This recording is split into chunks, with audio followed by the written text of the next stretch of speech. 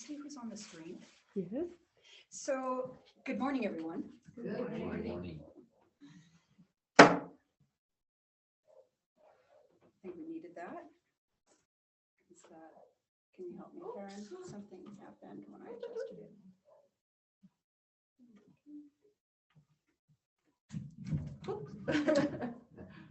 So it should work. Got it. Thank you. Now we begin.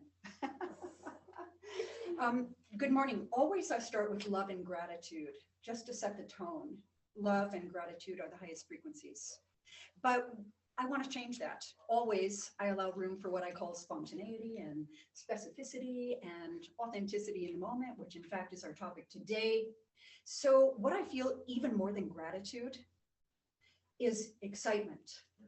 And the excitement that I feel right now is not so much about the offering I'm about to make for you, but for the opportunity to support this growing spiritual center. So what I want to tell you is thank you. I want to thank, I see some beloveds online. I see Lisanne, Shefa, and Eva. I think that we have, I can't quite see it, but I think we have Eric Bauer. Yes. And Aaliyah. Yes. And so I want to thank all of you who joined in online and let you know that Yucca Valley Center for Spiritual Living actually live streams every Sunday morning. And so whether or not I'm the speaker, oh, there we go. But I'm looking at the people directly. Yeah, my preference. That's fine. Thank you. So whether I'm the speaker or not, you can always join in this community, and what a fantastic community it is. Spencer and I are new to Yucca Valley.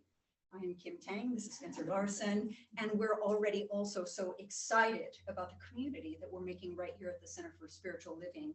And that includes Trisha and Karen, Veronica and Anne. So nice to meet you guys.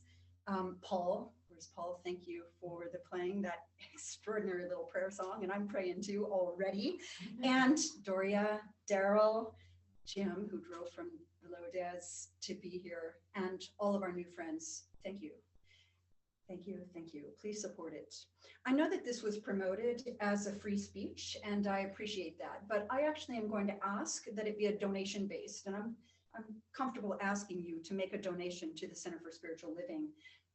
If you feel excited about the message you receive, if it helps you in any way, please help the community that's invited me. So that is something that we always like to do. The donations, Karen, are on Venmo.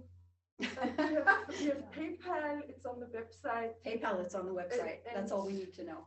Good enough. In the Thank house. you. So if you heard that plea to keep this community not just surviving, but I would suggest thriving through the creation of a choir, everything else we have going on, make those donations, please. Okay. Now that the business is taken care of. I want to also say what a perfect invocation of Cindy this morning in light of the message that you're about to receive. Everything always is aligning exactly as it should. And so I'd like to begin with just a meditation. I'm going to invite you to sit upright and cross your legs, maybe put your hands on your lap, and if you choose to, just close your eyes. Close your eyes for a moment and notice yourself.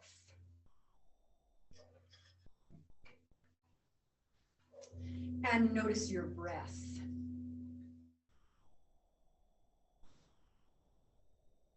Can you feel your body's energy?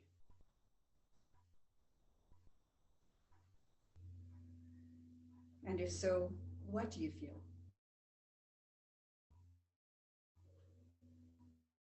Where do you feel it?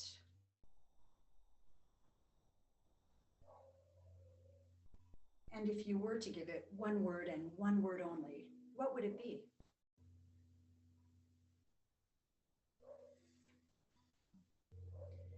Are you aware of your feelings?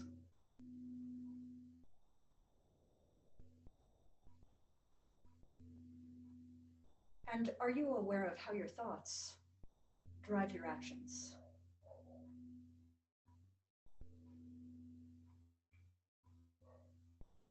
So go to those thoughts and now just dissolve the thoughts into the breath.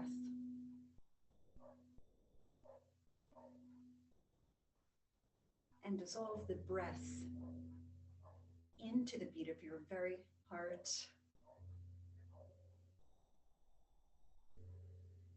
And for a moment, just guide yourself into what it looks like to live your most authentic life, to express your most authentic truth of who you are when you come from love. Do you realize and recognize that you have the right to be with everything you've chosen to learn through and everything you're up against in your life? And can you connect to that truth for others through yourself? Are you able to give yourself your undivided attention to care about how you feel? And as we'll come to connect to your truth and to be able to come from love as you feel safe to say the truth of who you are. The truth of who you are, that is your superpower. And so today in this talk, we make claims for ourselves in which we say yes to ourselves. So now please say yes to yourself. Yes. Say yes to the claims that you make for yourself, and even more importantly, allow them. So breathe into that yes. Breathe into that claim. And so we begin the conversation on chakras. And so it is. Open your eyes when you're ready.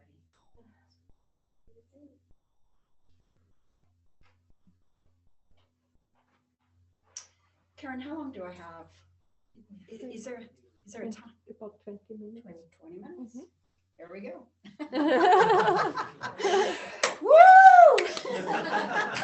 I'm gonna have to roll up my sleeves for this. Thank you, Spencer. Thanks for the gong meditation, definitely. And I normally talk for about an hour and a half or two on this subject, and I never actually really know what I'm gonna say.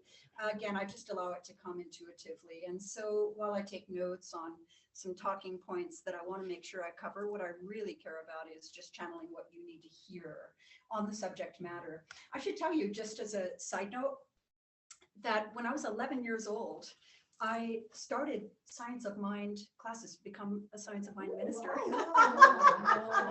And then as life would have it, there were some details, but then there are really no detours, are there? And so what I have later on in my spiritual tissues is really the combined knowing of Course in Miracles and the Law of Attraction, the Bhagavad Gita, and now the channel teachings of Melchizedek. And I tend to kind of synthesize all this information just as I perceive it, of course, as divine form and filtering through the left hemisphere. So that's what I'm going to give you. I like to call it laying the love down hard. So here we go. I want to talk to you about something that's near and dear to me, the subject of chakras. And the reason that I selected it is because when we attended through the invitation of David and Karen and some others, and we heard, who spoke on the day that we attended? Okay. Yeah, Vienna. We heard Vienna's talk. Yeah, it was extraordinary. And as I was sitting there thinking, well, what will my first talk be on? Because, of course, how can we choose? In this human form, we have so many choices. But as I was sitting back there, I was looking at this banner of the chakras. And then as we perused the bookstore, I saw a lot of books from Paramahansa Yogananda. And I'll tell you that we are direct lineage. Yogananda's younger brother Vishnu Ghosh was the guru of my teacher. And so through guru transition, transition is a good word, through guru initiation, translation, through my teacher, I believe that I'm really understanding and sharing with you his interpretations of the Bhagavad Gita as they pertain to the chakras. Yes, you too. Thank you for that acknowledgement. And yes. Okay, so now we begin. What are chakras? In my path of yoga, hatha yoga, asana, it means doing yoga postures, taking a yoga class, right? That's one of the 8 limbs of yoga, as viable as the other limbs, for sure. And I used to think that yoga was spine centric. After all, we hear and we read that the path of enlightenment is through the spine, as it is. But I came to the realization that yoga, sister, get up here. I came to the realization that yoga is mind centric. And here we begin the conversations of chakras. I do want to throw in a recommendation that you go onto YouTube and watch Dr. Jill Bolte Taylor's talk called My Stroke of Insight, because that also lays the foundation for the same subject matter about how our left hemisphere of the brain is our connection to humanity, and the right hemisphere of the brain is our connection to our divinity. And when the two are in balance, the sushumna is open, the channel of the spine, in which the energy centers, known as chakras, reside. Now, this is not as esoteric as you think. So I want to make this a really nuts and bolts conversation that's actually tangible, practical, functional, decipherable. It's not really like twinkling Christmas tree lights and burning incense. It's not. These things are energy centers that we can decipher. That's what I hope to do for you in 16 minutes or less. Okay, so you're familiar with these. You know that each chakra has a location. It has a name, it has a vibration, it has a symbol, it has a keynote. But there's more to it than that. I'm going to say that each chakra is an energy center that contains a quality of being. And I'm not even going to say a quality of human being, because the higher chakras, remember, are the truth of who we are as our divine selves, divine being. And so I will suggest to you that when the chakras are in balance through our humanity and our divinity, so balanced, which we'll talk about, and robustly flowing, that we can be the highest version of ourselves that I'll call tethered between the core and the cosmos, connected to the planet and all living beings, with our eyes gazing at the stars receding from the collective. So this is the spiritual path through the spine, where the chakras, these energy centers, these qualities of being reside. So far, so good? Yeah. Okay, let's start at the root. Just as in asana, yoga postures, I have students online, and I have a student in the room. And in yoga postures, we always start that posture from the ground up, from the foundation, from the earth.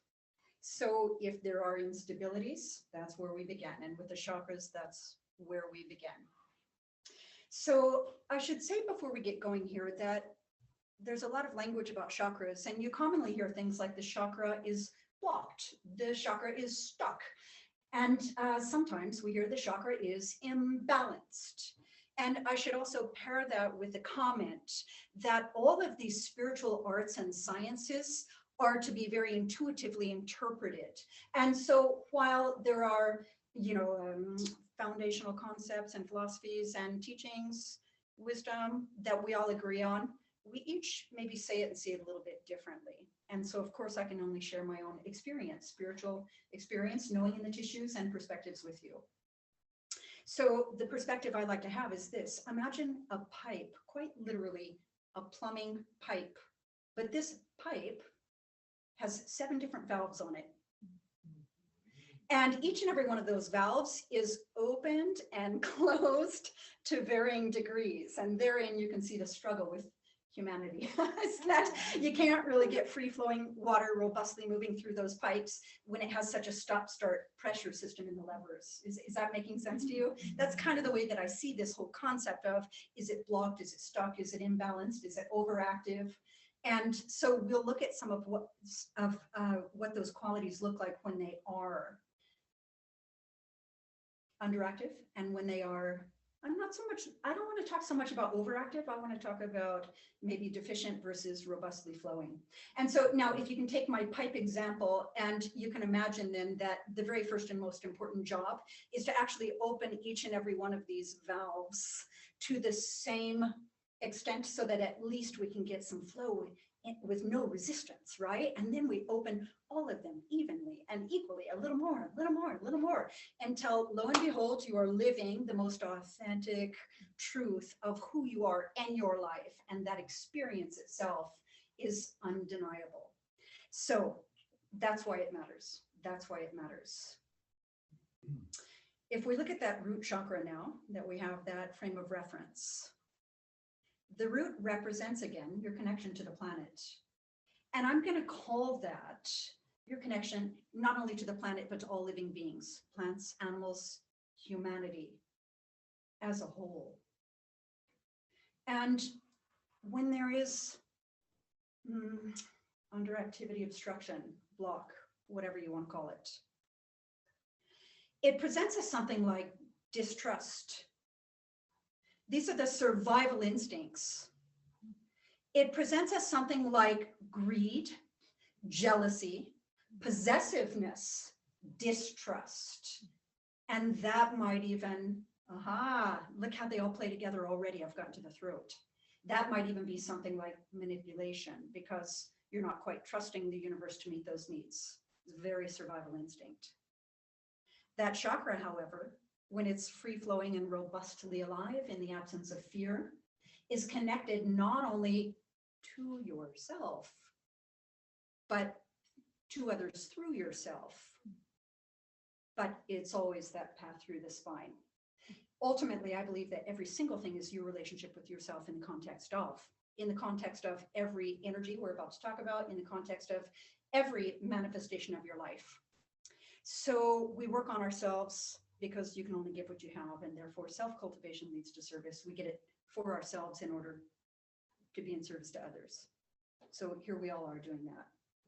So that wide open root chakra is connected to humanity through your divinity, by the way, is in respect and appreciation of the planet and trusts the universe that the needs will be met. So there's a lot going on there already. But let's move to the second. I'll have to just brush a surface on some of these. So your second chakra, and by the way, this depiction is the colors of the rainbow, which is a very common depiction. So we'll go with that. And remember, each has a color. So the sacral chakra, the sex center it's sometimes called, to me is most definitely less about what you would call sex.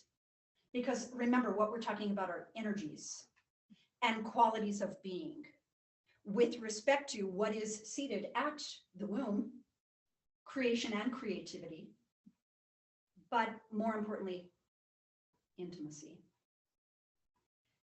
Do you allow yourself to be truly seen in your most vulnerable state? And are you able to express yourself from that place? Because ultimately, honesty is the deepest form of intimacy. And of course, we have 2 outlets for expression, as above, so below. So here we are. Are you able to communicate from a place of intimacy, which requires trust? And I'm just going to throw it out there. It's less about trusting another. It's about trusting yourself and trusting the universe. And it's a game changer when you're able to navigate from that place. So also the balance of energies within you. We all have some ratio of what we would consider masculine energy and feminine energy within each of us. And I see this sacral sex center chakra as being, are you comfortable with the balance of energies that exist within you? Are you comfortable with your own amount of masculine, feminine energies? And are you, with your own natural blend, comfortable with the energies of others and their blends? So again, it's a way of connecting to others through connection to yourself and harmonious balance of energies. Let's move on just to make sure I cover all of them in the time, to the solar plexus, the third chakra. And I'm going to say that this is probably my favorite, if I had to pick. Because I'm going to call this your connection to your eternal life source. And I'm saying before this life and after. That right there is your connection to your power, your connection to your strength. And when you're connected to that, you have an ability to manifest, to bring thought into form. Now, I teach a lot of yoga. I mean, like a lot of yoga around the world, actually. And one of the first things I know, remember I told you it's not spine centric, it's mind centric. And I know that the body is the easy part. I like to say the body is primarily malleable space and water. So the mind is a tricky part, and more often than not, I'm working with the mind. I like to treat my students on every level of being. Different conversation. But to literally, oh yeah, have the willingness to believe in yourself. Because sometimes I'll ask someone to do something. And I'm just going to go ahead and say, when I ask you to do something, I already know that you can do it, but you don't know that. So sometimes I ask someone to do something and there's just kind of this knee-jerk default. I can't. It just flies out. It flies out. Block third chakra. Can you dare to believe in yourself? Just to have the willingness to allow for yourself creation, manifestation, cultivation. All of that to me is the connection to the third chakra. When it's blocked, it can look like literally, come on in, please come and sit down. It can literally look like depression because you feel disempowered, unable to manifest. You feel maybe not connected to your strength, not connected to your power, maybe unworthy. So there's a lot going on right there at the Hari Om, the center of our being, literally the center of our being. Now we get to the heart, the heart chakra. And I'm going to say that this is less about what we might call, can you feel? Like, can you feel? Whoo, yeah, pulsing, pulsing, pulsing, pulsing. This is less about romantic love. And from the outside, I would say it's more about love of humanity, love of life, gratitude for life. And by the way, on this day, especially excitement for life, right? But I want to say something else. Love is a frequency and a state of being. It's not a projection upon someone else that comes with expectation and fear and need and all of these things that would be the block. Love is a state of being. It's a frequency that others, by the way, can attune themselves to if we are vibrational beings in a vibrational world. And I feel responsible for my energetic contribution to the space that we all bathe in. Then I can literally, right? I can literally be love. And we're all in this space and you can attune yourselves to it. You can feel it. You can respond to it. You can be it. You know that one candle lights 1,000 flames and then they, and so on and so on. So when we are that as a state of being, when we are that as a frequency, we know ourselves as love. We know ourselves in love for everyone we see, and we see the truth of who they are. And I am going to say, even and especially when they don't know it or believe it for themselves. So I think that our greatest opportunity to be space holders and to transmute energy comes from the upper chakras, our heart, our throat, and our third eye, Christ itself, mind's eye. So I should say now, since I've kind of distinguished that divider, that our lower chakras are the connection to the humanity, the upper are the connection to the divinity. And if we are to do work on our chakras, that work is to open and activate the lower chakras, the qualities of being, and then the higher chakras being open and activated and energized are the indication, are the natural response that we've done the work on the lower chakras. Does that make sense? Right. So, and I am going to say that they are all equally valuable. There's no superior chakra. The superior supreme state of divine in form would be that they're all wide open and flowing harmoniously, right? Tethered between the core and the cosmos, connected to humanity and divinity, as the truth of who we are in our highest selves, coming from love, not fear. It's a state of being, right? It's a frequency. The throat is near and dear to me. It's something that I've done a lot of work on in my life in a lot of different ways. So I know that most of us have this general idea of throat chakra as, are you able to speak your truth and you know, things like that. But I see it as even more. There are only a couple of reasons that people lie. And they lie because they're afraid. And what are they afraid of? Losing something. And what might they lose? Something they perceive as stability or security. Maybe someone won't like them or love them. Or maybe they'll lose an aspect of themselves that they value. Fear of loss of some part of themselves. And lies come in different forms. And the one that I feel is most respective to the throat is not actually stating a mistruth out loud, but not stating your truth.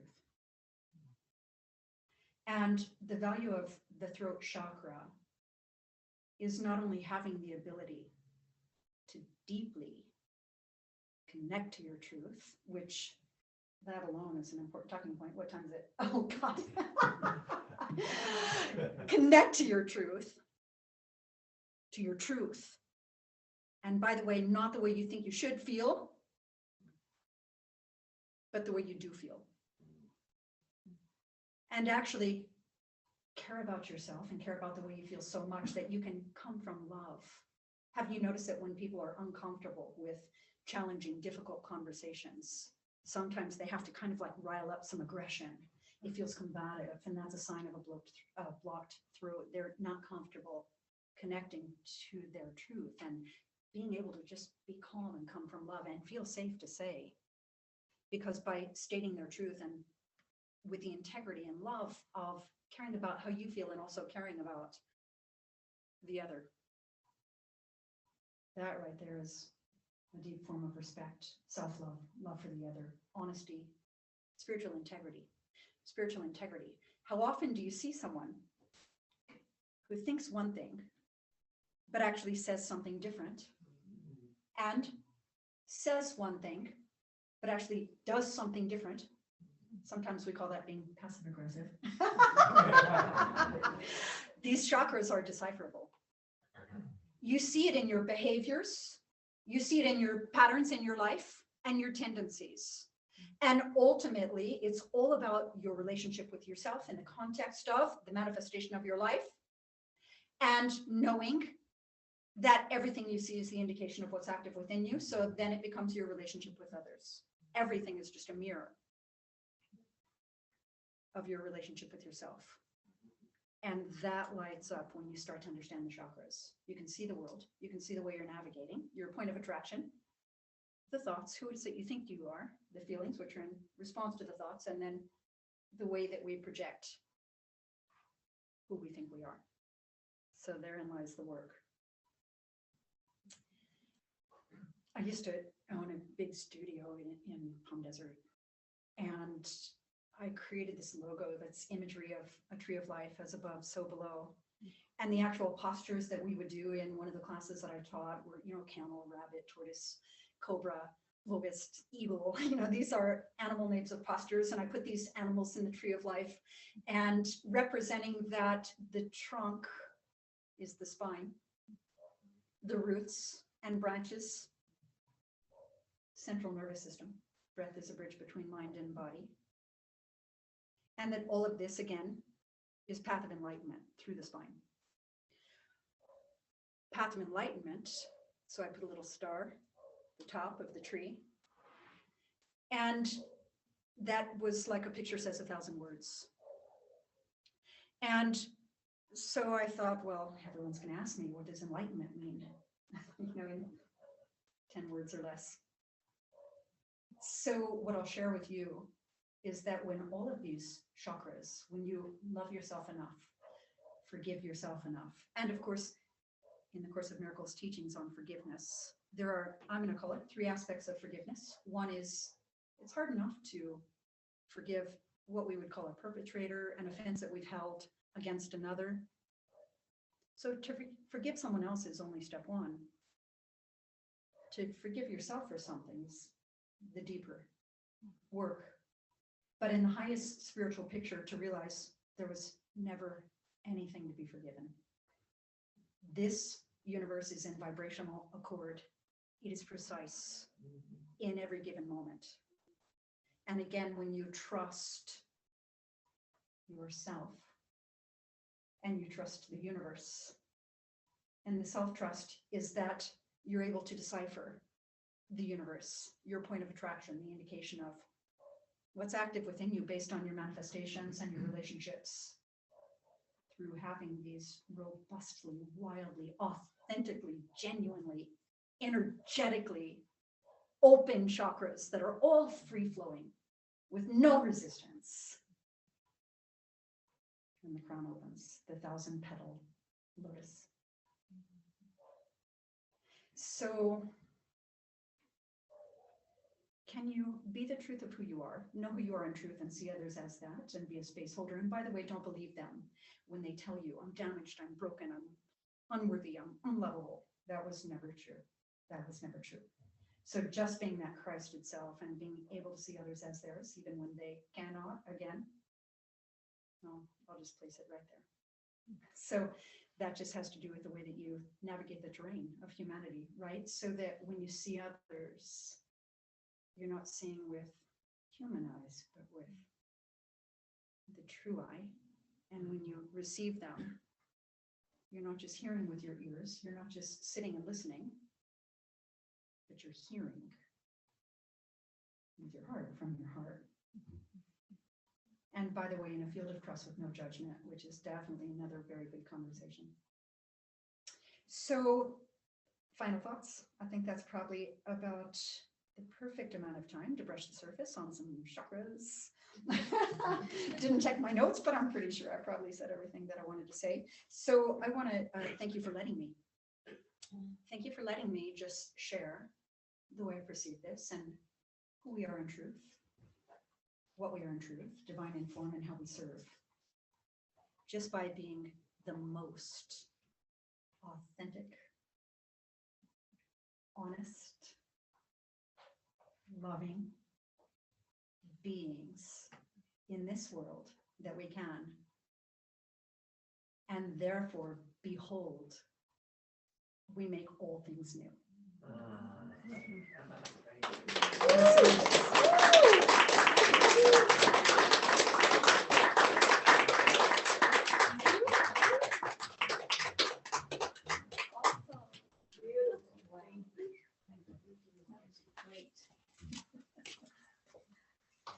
Thank you, Kim.